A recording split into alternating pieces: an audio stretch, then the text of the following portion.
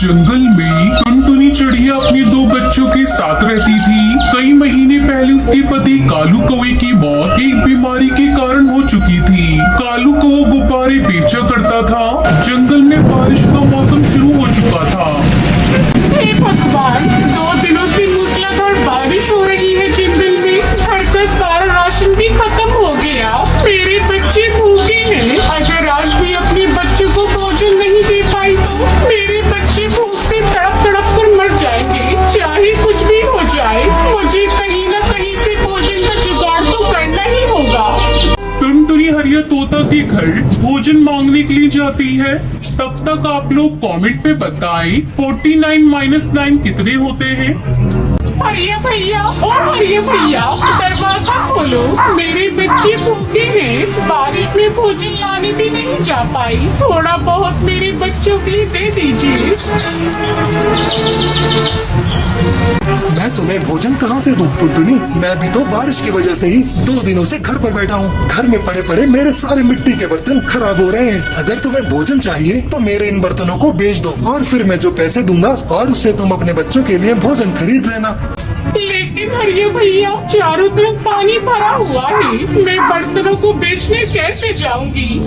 तुम अपने घर जाओ। अगर तुम मिट्टी के बर्तन बेचने नहीं जाओगी तो वैसे भी तुम्हारे बच्चे भूख से तड़प तड़प कर मर जाएंगे। मेरी मानो तो बारिश की चिंता मत करो, अपने बच्चों की चिंता करो और इन मिट्टी के बर्तनों को बेचने चली जाओ। बारिश का मौसम है, मिट्टी के बर्तन हाथों हाथ बिक जाएंगे।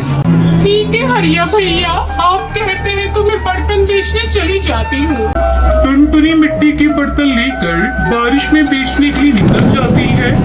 मिट्टी के बर्तन ले लो, मिट्टी के बर्तन, सस्ते अच्छे बर्तन ले लो, मिट्टी के बर्तन ले लो। टुनटुनी की आवाज सुनकर सुंदरी कौवी अपनी खिड़की से टुनटुनी को आवाज लगाती है। अरे वाह, इस बारिश में तो मिट्टी की बर्तनों में खाना खाने में मजा आ जाएगा। अरे बर्तन बारी, इधर तो लेकर आइए बर्तन, पक्के तो है ना? हाँ बहन जी, ये मिट्टी के बर्तन बहुत ही मजबूत है। देख लो खुद ही, बारिश में भी कैसे टिके हैं। आप एक बार खरीद कर तो देखिए। इस बारिश में मिट्टी के बर्तनों में खाना खाने से सेहत बनी रहती है। शाम तक टुनटुनी चिड़िया सारे बर्तन बेच देती है और सारे पैसे ले जाकर हरिया तोता को दे देती है। अरे वाह, तूने तो बहुत ही जल्दी सारे बर्तन बेच दिए। ये लो पैसे और ये 2 मिट्टी के बर्तन भी रख लो। तुम अपने बच्चों को इसमें खाना खिला देना। टुनटुनी पैसे और बर्तन लेकर वहाँ से चली जाती है और रास्ते में से अपने बच्चों के लिए थोड़े भुट्टे के दाने ले लेती है। जब वो घर पहुँचती है तो उसका घर तो वहाँ था ही नहीं। तेज बारिश में उसका घर टूटकर बह चुका था। दोनों बच्चे पास के पेड़ पर बैठकर रो रहे थे।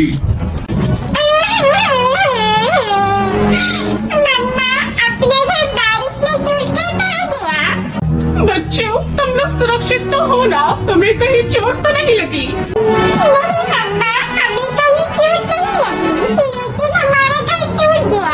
अब हम कहाँ रहेंगे मम्मा? अभी तुम लोग घर की चिंता मत करो। ये लो कुछ भुट्टे के दाने हैं, इसे खाकर अपनी भूख मिटाओ। तभी वहाँ से एक परी गुजर रही होती है। वो उस बेसहारा माँ को देखकर रुक जाती है। क्या हुआ चिड़िया रानी, तुम उदास क्यों हो?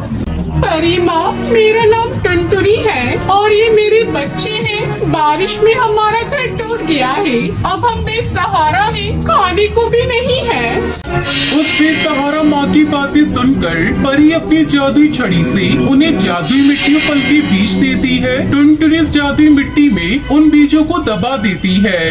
2 दिनों बाद जब बारिश रुकती है तब वो अगले दिन अपने बच्चों के साथ उस जादुई बीज को जहाँ दबाए थे उसे देखने के लिए जाते हैं तो देखकर आश्चर्यचकित रह जाते हैं। वहाँ पर सभी तरह के फल लगे हुए थे और उसी पेड़ की एक डाल पर मिट्टी के घर भी था। ये देखकर टुनटुनी उसके बच्चे बहुत खुश हो जाते हैं। तभी टुनटुनी की बेटी पिंकी कहती है, मम्मा वो देखो, हमारे फलों के पेड़ पे घर भी है।